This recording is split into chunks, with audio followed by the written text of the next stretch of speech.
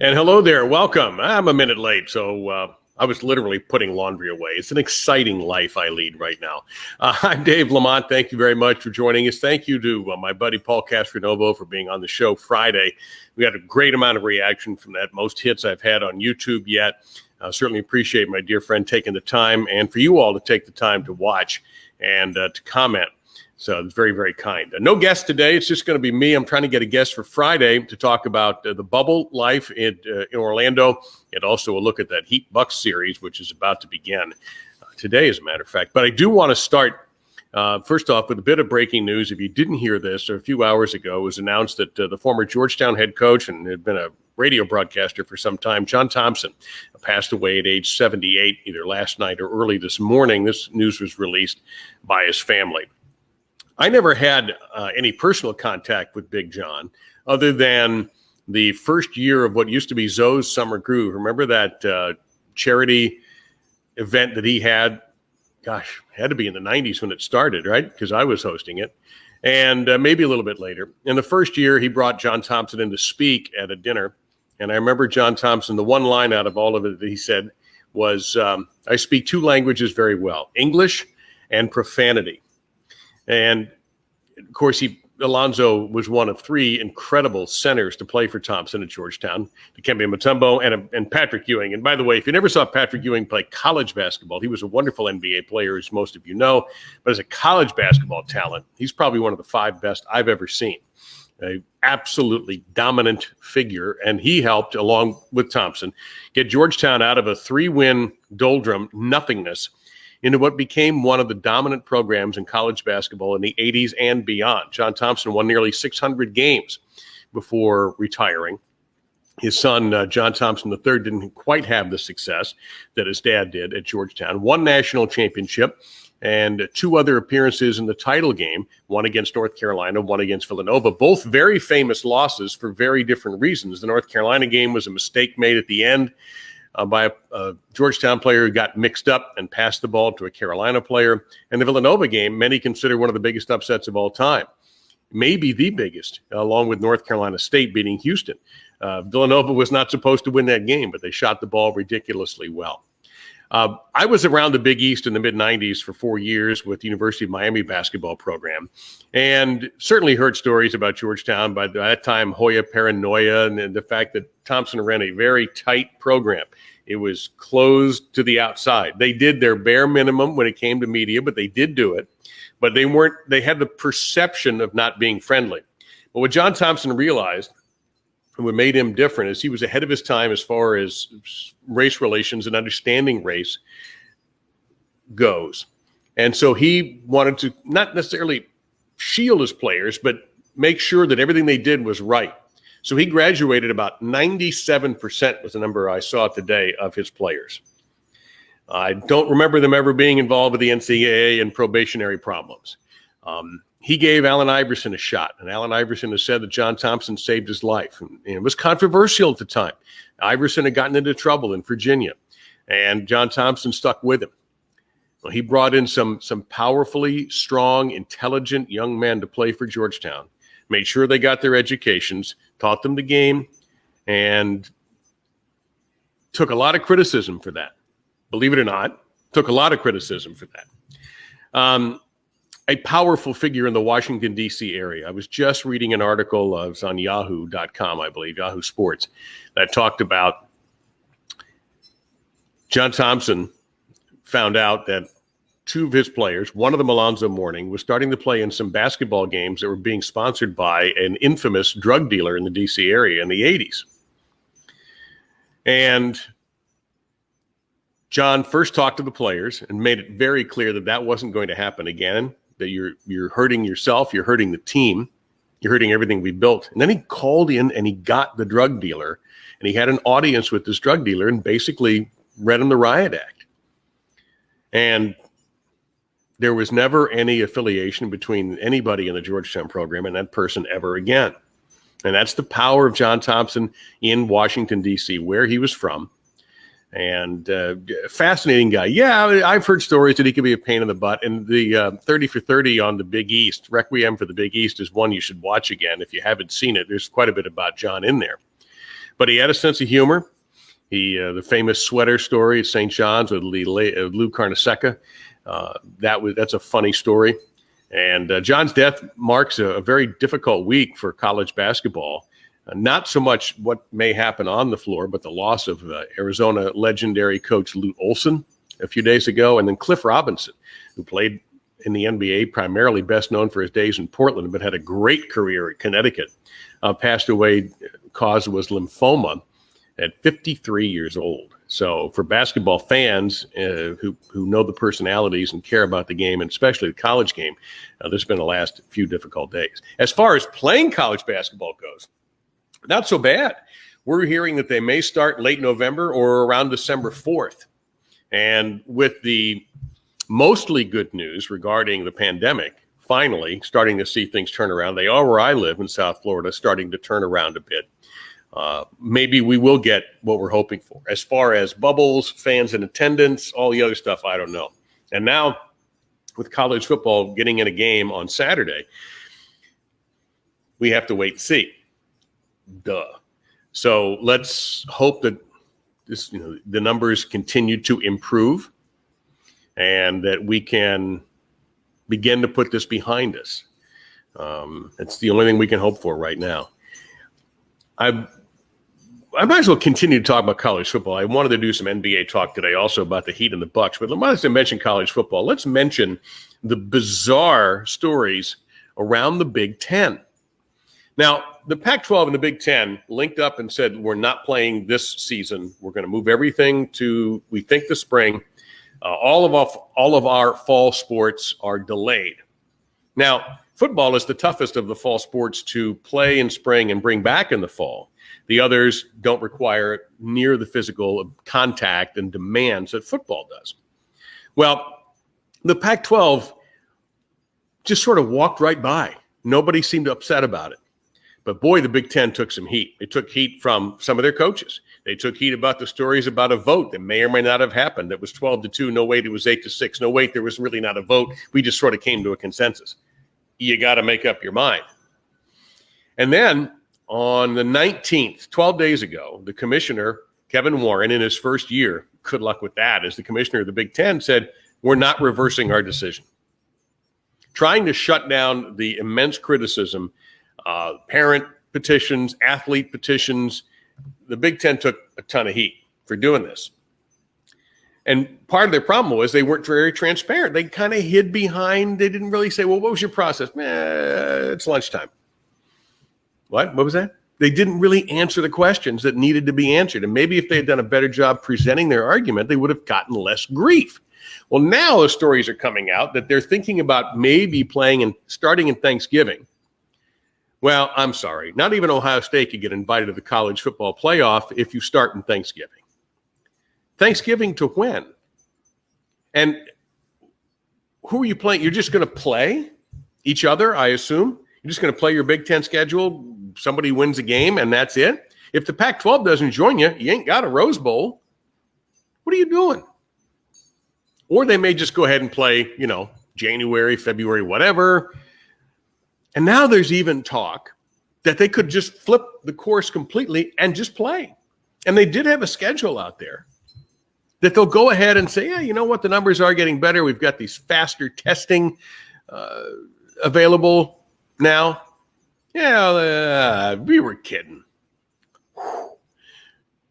The coaches have made it fairly clear, almost to a man, that they're ready to go.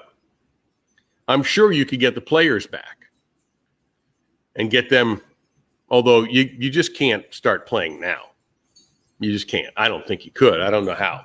You just can't all of a sudden in 3 weeks declare the season open. Not safely. I'm talking about injuries, getting guys in shape, all that stuff. But the Big Ten has a massive problem with its credibility right now. And I'm sure Kevin Warren thought when he made that statement, we will not revisit this or will not be revised, that he walked out of that going, okay, that'll buy us some time. Let's start thinking about how to get ready for the spring. So a massive, massive credibility issue, to say the least. Sticking with football for a moment. NFL news regarding the Dolphins. First off, all thoughts to Ryan Fitzpatrick, the Dolphins quarterback, and the loss of his mother a few days ago. There was a report.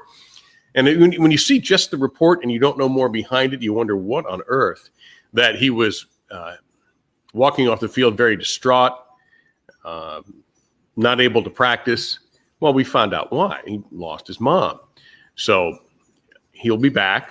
And, it's always, listen, I've gone through that with both my parents. Well, it's been a while, but nevertheless, it's a loss that is not something you just blink your eyes and get over it. So my best to Ryan Fitzpatrick. It looked like the Dolphins had pulled one over on the Jets with Kalen Ballage. First off, they were just going to go, goodbye, you're cut. And the Jets thought, that's all right. We'll give you a conditional draft pick for a running back who hardly played for you, because it seemed like a dumb thing to do. Thereby, that's what the Jets often do. And then we find out that Ballage failed his physical. Looks like he's got a hamstring issue. And now he's back to being Dolphins property, and he's most likely going to be released. And then now the Jets can pick him up. So it actually is going to work out for Gang Green more than it probably was going to had they gone through with their original plan to make a trade for an injured player. Do you not do your homework? Do you not go, why are they letting him go? Well, he didn't do very much. Oh, that must be it. Now, the bigger thing that's happened in the NFL today was the release of Leonard Fournette, who, and this, of course, has all sorts of implications, by the Jacksonville Jaguars. Yes, for you who are still playing fantasy football. Why? That's big. Already, the tank for Trevor Lawrence stuff has come out. Now, if you're Gardner Minshew, a man who, by the way, might earn you like a year's supply of Bud Light if you draft him in the first round of your draft and prove it. That's a true thing, by the way. Look it up. Is that what Jacksonville's really doing? Are they just going to dump this season and try to get that top pick and try to get the guy that most everybody thinks is the best college quarterback available? And whenever he play, I guess, well, the ACC's going to play now if everything holds out. So he'll be ready to go through the normal channels if he stays healthy. And if you're a Jacksonville fan, and listen, Dolphins fans just had tank for Tua, which they almost screwed up by winning some games at the end. But Jacksonville fans can call their friends to the South and get some empathy or sympathy and maybe some tips on how to handle it. Like, don't be mad when you lose and look bad doing it. So, it wasn't, 3-4 years ago, Jacksonville wasn't bad. They were supposedly trending in the correct direction, but it doesn't look that way now. So Gardner Minshew and his epic mustache and his arm, and he didn't have a bad year, by the way, not really. Jacksonville stinks, but he didn't have a terrible year. So you got that. And now the speculation is, where does Fournette go? And the first name that I saw this morning that popped up, because everybody always puts them in where players go, is New England. I think Cleveland. I think the Dolphins might look at him. They were interested in him before. And their running game looks a little flat right now. They don't have a big back. But the era of the give the one guy 35 carries a game is pretty much dead. So if you're looking for that kind of guy, he doesn't exist anymore. The NFL has changed so much with that. And it's gone. Guys get beat up too quickly, too easily. There are CTE concerns, and there should be. And it just doesn't happen. So interesting to see what happens with Leonard Fournette. Miami, that's a shot. I would look at that if you can work it out with your cap and he's healthy. Maybe there's something about him we don't know. But he hasn't been around the league that long. But he has a lot of mileage in a short period of time. The Heat and the Bucks. I didn't want to shut this thing down today without mentioning that. And that's going to lead me into my effort to help young broadcasters in saving the language as well. Don't let it be said that I don't give back. That's a double negative. You know what I mean? I went to one Miami Heat game this year, and it was against the Bucks. It was a Monday night. Everybody's there. It's a full house because you want to see Giannis. And what happened? The Heat kicked their butt. Plain and simple. Dominated the game. Blew them out. It wasn't close. Now, second night of a back-to-back, I get it. It's not a lot of fun to do that. But it was a dominant performance, and it was the second time Miami had beaten the Bucks this season. Now, this was obviously pre-bubble since I was at the game. They played in the bubble once and built a huge lead in Miami and watched that huge lead evaporate. And then they got, as the expression goes, blowed out by the Bucks, and especially in the fourth quarter. It got ugly. The kind of game you can shut off with 5 minutes to go, which I believe I did, with great confidence, knowing there's absolutely no chance of a comeback, and there wasn't.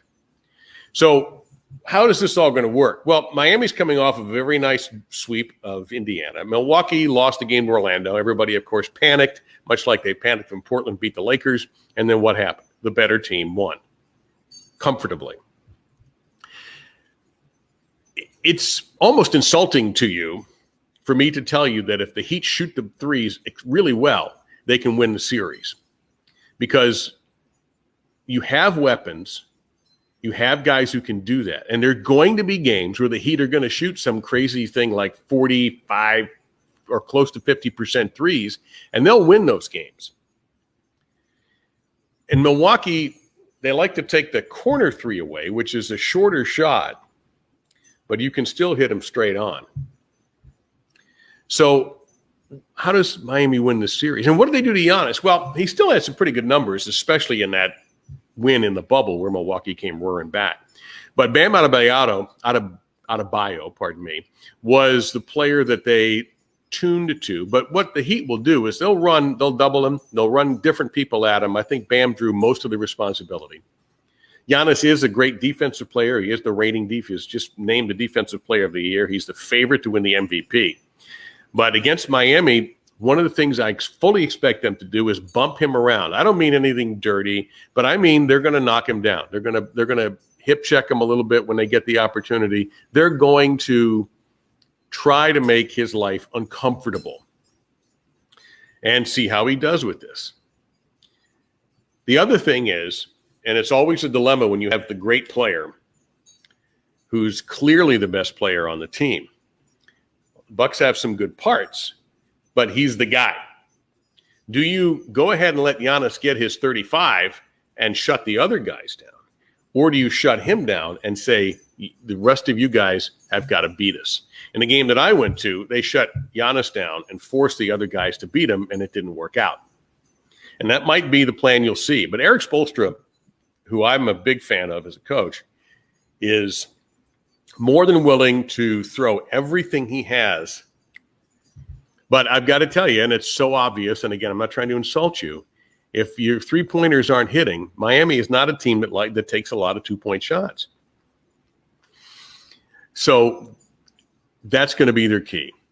The Duncan Robinsons, the Tyler Heroes of the world, those guys. Goran Dragic being in the starting lineup has certainly helped. If he can maintain his health, which you always feel like from game to game, if he gets knocked down, you look at it like, okay, he's going to be okay. So you got that to worry about too. So who do I like? This is probably going to be a 6-game series at least. I could easily see this going 7. I'm going to take Milwaukee, but you can already tell by the look on my face and the sound of my voice that it's not like I'm running to the nearest betting window, which is going to take me a long time to get to anyway, with a bet that says place everything I got plus my house, car, and dog on Milwaukee. I think over a 7-game period, if it goes that far, yeah, I think they're a little bit better. But it's not going to be a gigantic upset to me. If Portland had beaten the Lakers, that would have been a big upset. The Mavericks, once they lost Porzingis, that would have been a big upset if they beaten the Clippers. So let's go with the Bucks and play it safe. Now, let's try to help you young broadcasters out there. The subject is still basketball.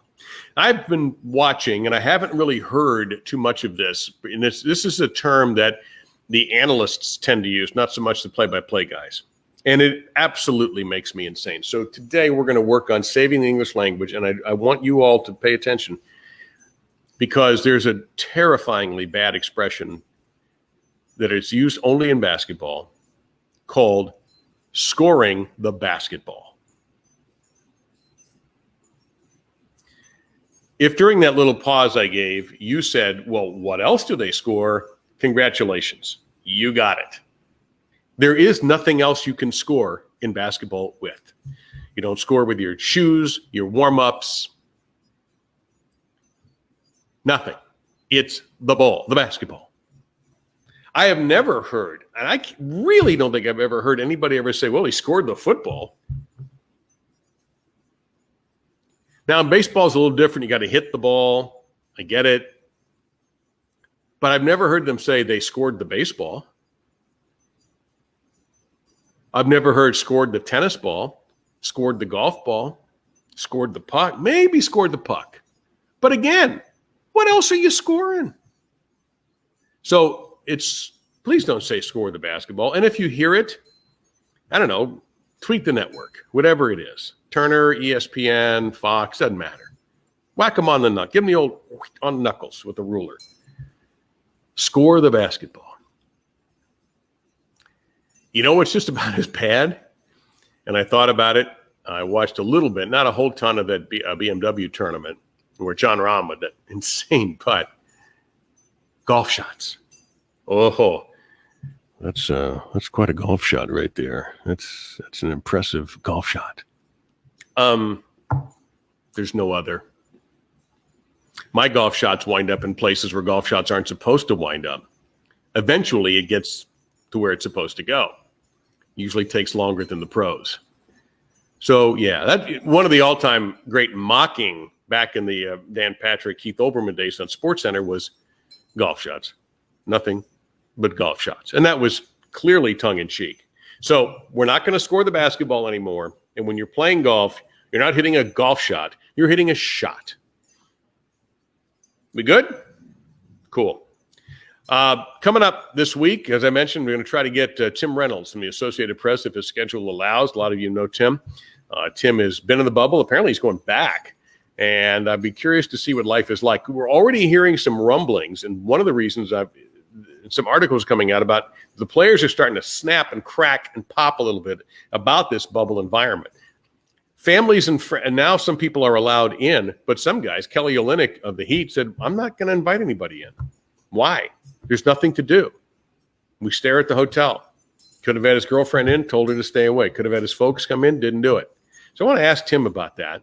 And again, it depends on his schedule. If something breaks, he has to fix it.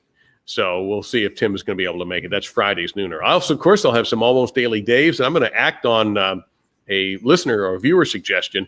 And now that we've gotten college football off to a tentative start, I'm going to give you some of my favorite places that I've ever been to do games. And some of them might be obvious. Some of them might not be. But these are places I've been to one or two times or sometimes more where it's a real thrill. The location itself, never mind what's happening out there, is what makes it special. Thank you again. Freebie on YouTube, Twitter, Instagram, and all of you on Facebook Live. Thank you very much, and I will talk to you this week.